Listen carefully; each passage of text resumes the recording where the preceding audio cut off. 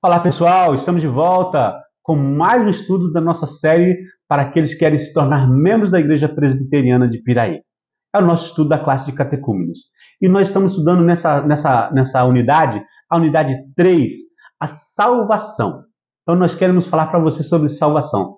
Nós vimos sobre a salvação pela graça, mediante a fé, a soberania de Deus na salvação, e nós vimos que a salvação ela é resultado da eleição. Deus nos elegeu. E hoje eu quero começar a falar com você sobre um ponto da teologia, principalmente na teologia reformada, que é muito interessante, que chama-se a Ordo Salutis. Eu vou explicar para você daqui a pouquinho. Alguns estudiosos da Bíblia, chamados teólogos, ao estudarem sobre a salvação, começaram a questionar algumas coisas. Quando que essas coisas acontecem? Nesse processo, e vamos lembrar que a salvação, a Bíblia fala de um processo de salvação, tá? A salvação não é um ato, mas é um processo. Algumas coisas acontecem, tá? O que é? O evangelho é pregado, tem a regeneração, a santificação e etc. Bom, quando que isso acontece? E aí eles cunharam um termo chamado Ordo Salutis, ou seja, a ordem da salvação. E para eles há uma ordem cronológica nessa salvação. Eu não quero me adentrar muito nesse detalhe. Que vem primeiro, que vem depois, não quero. Mas eu quero pegar os pontos dessa Ordo Salutis para poder trabalhar com você nesse estudo, dessa unidade. Então, primeiro ponto é a vocação do Evangelho. Bom, por vocação do Evangelho queremos dizer o chamado Evangelho. A palavra vocação, ela vem do latim vocare, que quer dizer chamar, chamar. Então, quando eu falo da vocação do Evangelho, eu estou falando do chamado do Evangelho, ou seja, o ato pelo qual a palavra de Deus é pregada. Então, nós temos que pregar a palavra. O chamado do Evangelho precisa ser entregue a todas as pessoas.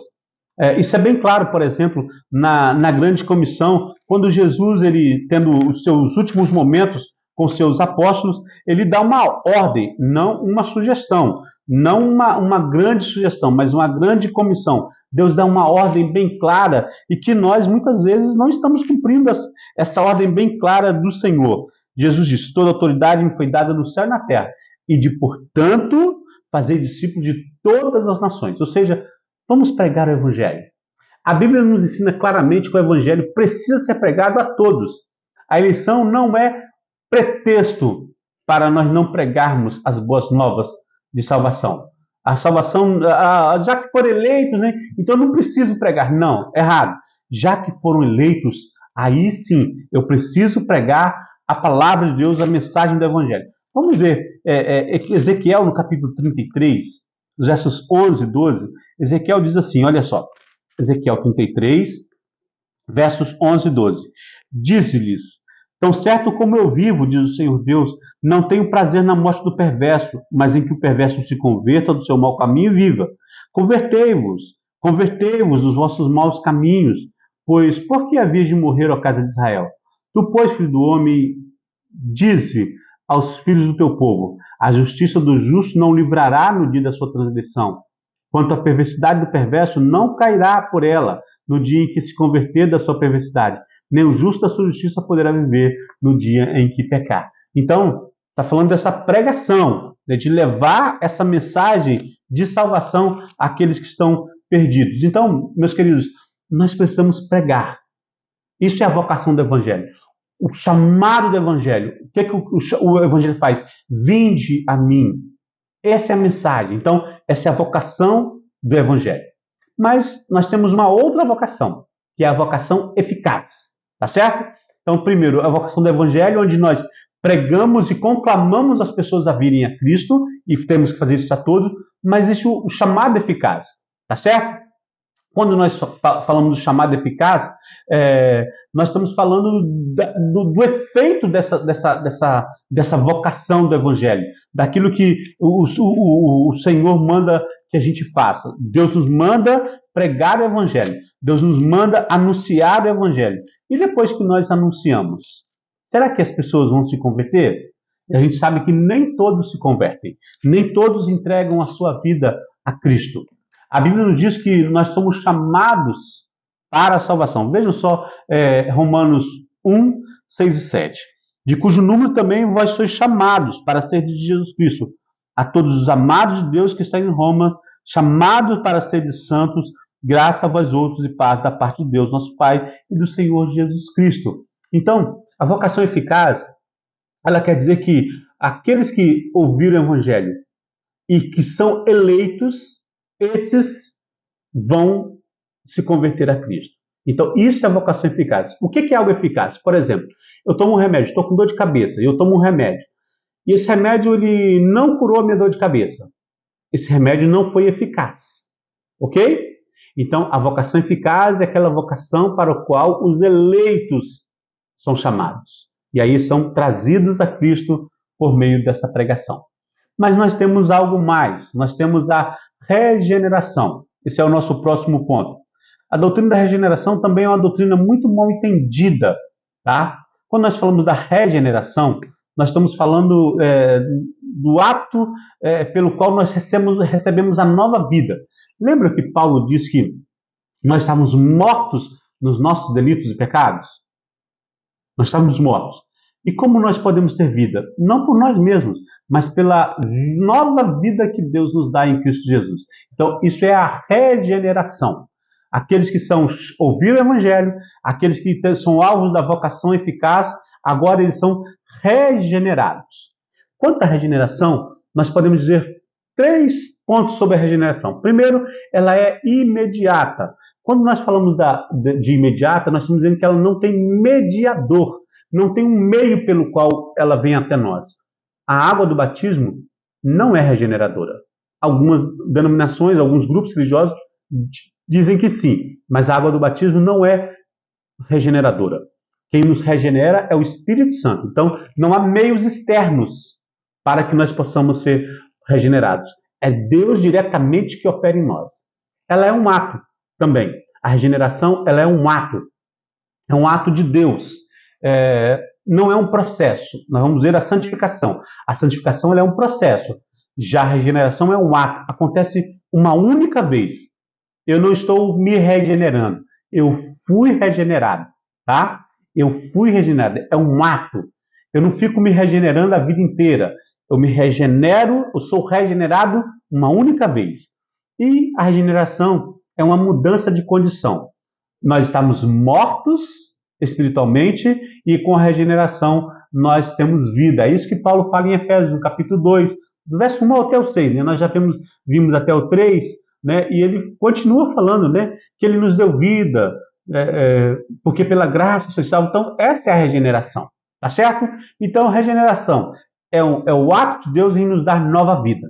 Ela é imediata, ela é um ato e ela é uma mudança de condição. Mas nós ainda temos um outro ponto a destacar nesse estudo, que é a fé. Bom, quando nós falamos da fé, é algo muito complicado, né? Hebreus, no capítulo 11, verso 6, fala que sem fé é impossível agradar a Deus. Não é isso que diz lá? Sem fé é impossível agradar a Deus. Também no capítulo 11 de Hebreus, nós temos, ora, a fé é a certeza de coisas que se esperam, a convicção de fatos que se não veem. Então, a fé é uma certeza, é uma convicção. E a fé, gente, ela é descrita na Bíblia através de algumas figuras. Por exemplo, em João 6,37, é chamado comparado a vir a Cristo. Então, quando nós vamos a Cristo, é porque nós temos fé. Também em João 6,51, é o comer de Cristo. Nós comemos, nós nos apropriamos. Ele é o pão que desceu do céu. É beber de Cristo também. Ele é a água da vida e nós temos que beber. Em João 15,5 vai falar que é estar em Cristo. Quando nós estamos em Cristo, nós temos fé. E se nós temos fé, nós estamos em Cristo. Bom, ainda tem mais um pontinho aqui para a gente encerrar esse bloco de hoje, que é o arrependimento. O Evangelho de Mateus narra a história de 2 homens que evidenciaram a verdadeira tristeza pelos seus pecados. Um foi Pedro, que vergonhosamente negou a Jesus. Lembram disso? Ele negou a Jesus e saindo dali, nos diz Mateus 26, 75, ele chorou amargamente. Pedro ele se arrependeu de ter negado a Jesus e ele chorou amargamente. Alguns dias depois, Jesus o restaurou, mandando pastorear o seu rebanho. Vejam lá em João, capítulo 21, versos 15 a 17. Um outro homem foi Judas Iscariotes. Ele entregou Jesus, ele traiu a Jesus. Ele reconheceu que havia pecado e, tocado de remorso, ele foi enforcar-se. Está lá em Mateus 27, versos 3 a 5. Agora, qual a diferença entre Pedro e Judas? É o arrependimento ou o verdadeiro arrependimento.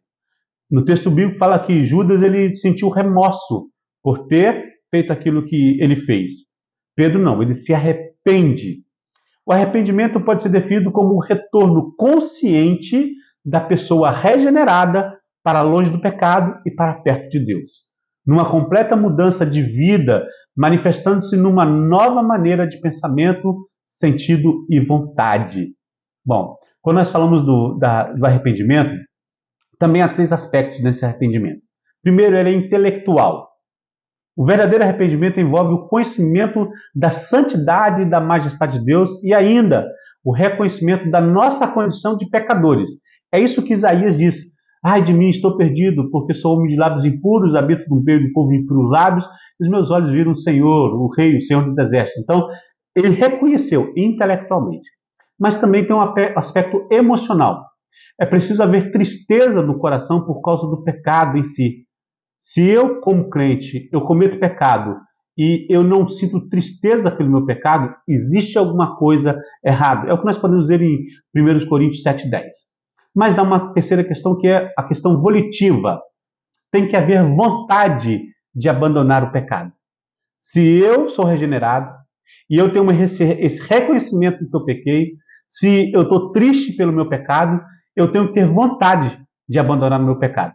Nós temos a história em Lucas 15, 17 a 20, do menino, do jovem rico lá, né, que abandonou o seu pai, o filho pródigo, né, e depois ele fala, voltarei para a casa do meu pai. Ele teve a vontade de falar, pequei contra o céu diante de ti, já não sou digno de ser chamado teu filho. Então, ele tem a vontade de se voltar para Deus, abandonar o pecado e voltar-se para Deus. Então, da mesma forma, nós também devemos ter essa vontade de abandonar o pecado e nos voltarmos para Deus. O arrependimento verdadeiro, ele engloba isso. A parte intelectual, a parte emocional e a parte volitiva.